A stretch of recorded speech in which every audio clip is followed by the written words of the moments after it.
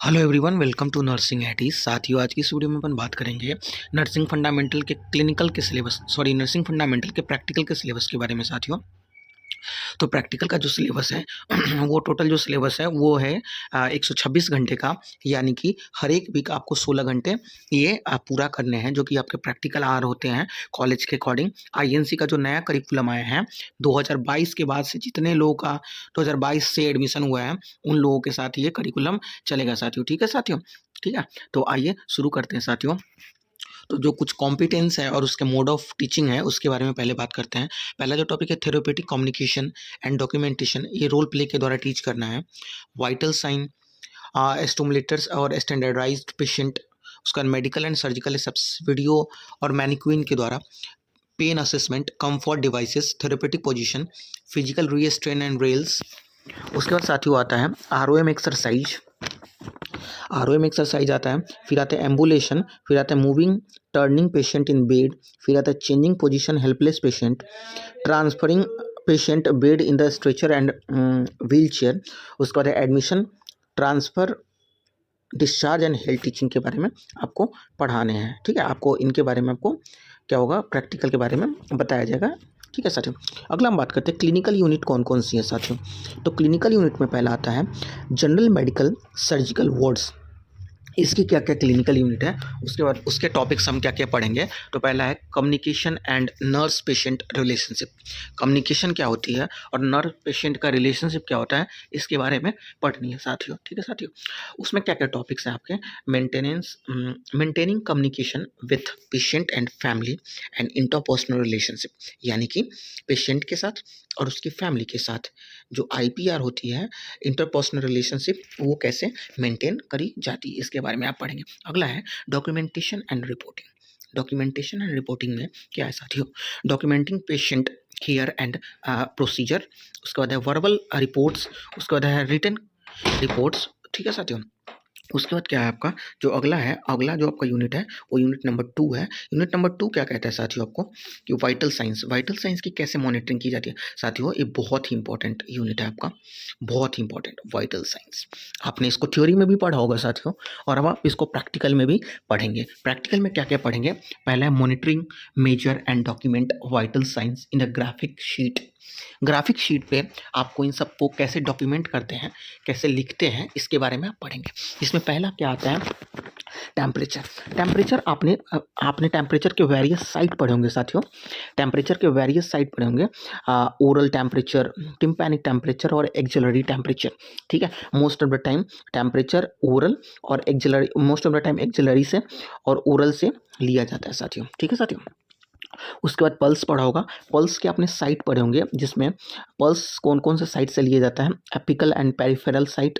उसके बाद respiration, blood pressure, pulse oximeter, इसके बारे में आप पढ़ेंगे कि इनसे कैसे हम क्या करते हैं, इनका कैसे हम वाइटल्स को लेते हैं।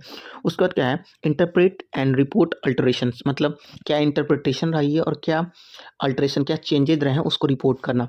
उसके बाद cold application, cold compress, ice cap, टैपिड spongin, ये सब आपको कोल्ड एप्लीकेशन के टाइप हैं, जो कि आपने नर्सिंग फंडामेंटल के एनएफ के आपने थ्योरी पोर्शन में आपने पढ़ा होगा। उसका आप यहाँ पे प्रैक्टिकल देना सीखोगे कि कैसे कैसे दिया जाता है। उसका जो अगला है वो हमारा है केयर ऑफ इक्विपमेंट। इक्विपमेंट का कैसा केयर किया जाता है, मतलब उसे कैसे क्लीन किया जाता है, कैसे रखा जाता है। उसमें आता है thermometer, BP apparatus, stethoscope, pulse oximeter, इसके बारे में। ठीक है साथियों, उसके बाद infection control in clinical settings में आप पढ़ेंगे हैंड हाइजीन और use of personal protective equipments के बारे में। Mask, gloves, PPT, mask, glove और गाउन के बारे में पढ़ेंगे। उसके बाद अगला जो यूनिट है, यूनिट नंबर 3 हमारा क्या कहता है साथियों, यूनिट नंबर 3 है हमारा comfort, rest, sleep, pain and promoting safety in health care environment, यानी कि पेशेंट के कैसे कंफर्ट को, रेस्ट को, स्लीप को और पेन को प्रमोट करेंगे इन हेल्थ केयर सेटिंग में।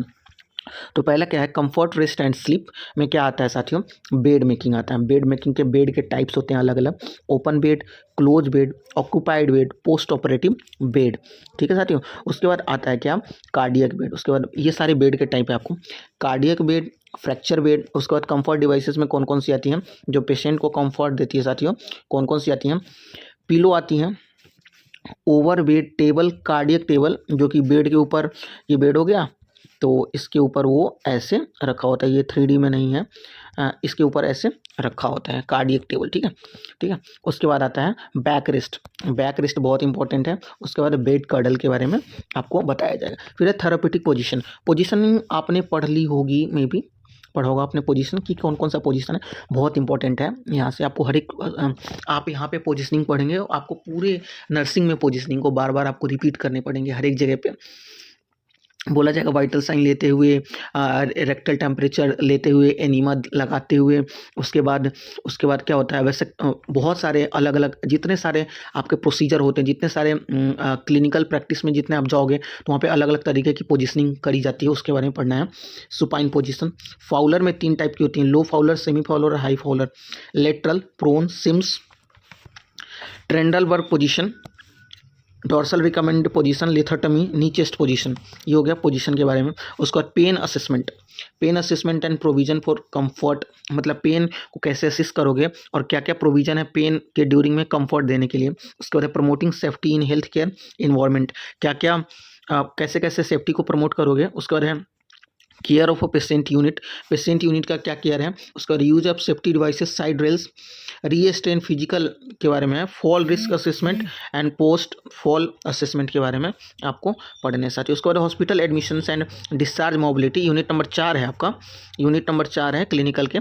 इसमें क्या क्या पढ़ने हैं आपको साथियों, इसमें आपका जो यूनिट है वो यूनिट क्या कहता है, hospital admission, hospital admission and hospital admission and discharge mobility and immobility and patient education के बारे में पढ़ने हैं। इसमें है hospital admission and discharge, perform and document, उसके बारे में पढ़ने हैं। जिसमें क्या क्या है, एडमिशन की प्रोसीजर क्या होती है, ट्रांसफ़र की क्या होती है, प्लान डिस्चार्ज क्या होती है। इसमें आप अलग अलग डिस्चार्ज के टाइप पढ़ेंगे, जिसमें आप लामा भी पढ़ेंगे, ठीक है, लिविंग हॉस्पिटल विदाउट, वो वाला जो होती है उसका लामा का पढ़ेंगे।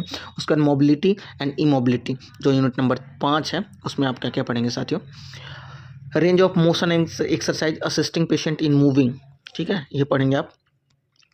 फिर जो आता है टर्निंग, लॉर्जरिंग, उसके बाद चेंजिंग पोजीशन, हेल्पलेस पेशेंट, उसके बाद ट्रांसफरिंग बेड, मतलब पेशेंट का ट्रांसफ़र बेड से व्हील चेयर पे, उसके बाद इसके बारे में पढ़ेंगे। उसके बाद अगला जो हमारा यूनिट है, यूनिट नंबर 6 आएगा।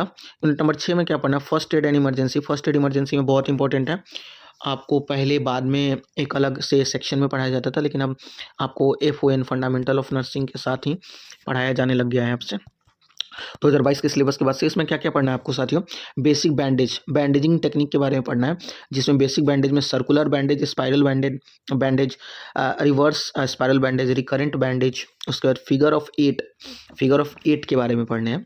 उसके बाद स्पेशल बैंडेज में capeline, eye ear bandage, jaw bandage, shoulder spica के बारे में पढ़ने हैं। फिर थंब स्पेशिया, फिर irregular triangular bandage, sling binders, इसके बारे में आपको पढ़ने हैं। तो साथियों ये जो आपका रहा टोटल 6 यूनिट हैं इसमें नर्सिंग फंडामेंटल में, जो कि आपको प्रैक्टिकल में पढ़ने हैं। इसका प्रैक्टिकल आपके कॉलेज में होगा या यूनिवर्सिटी में होगा। हाँ, कोई बाहर से भी आ सकते हैं प्रैक्टिकल लेने, बाहर से जो एक्सटर्नल आते हैं वो आपका प्रैक्टिकल ले सकते हैं, जो कि आपको लाइव डेमोस्ट्रेशन करके, जैसे हैंड हाइजीन के बारे में पूछ सकते हैं, या टेम्परेचर का ट्रे बनाने के लिए पूछ सकते हैं, टेम्परेचर ट्रे बनाने के लिए पूछ सकते हैं, या आपको वाइटल का ट्रे बनाने के लिए पूछ सकते हैं। जो आपका प्रैक्टिकल होता है वाइटल का ट्रे, किसी भी टाइप की ट्रे के लिए आपसे पूछ सकते हैं। साथियों वीडियो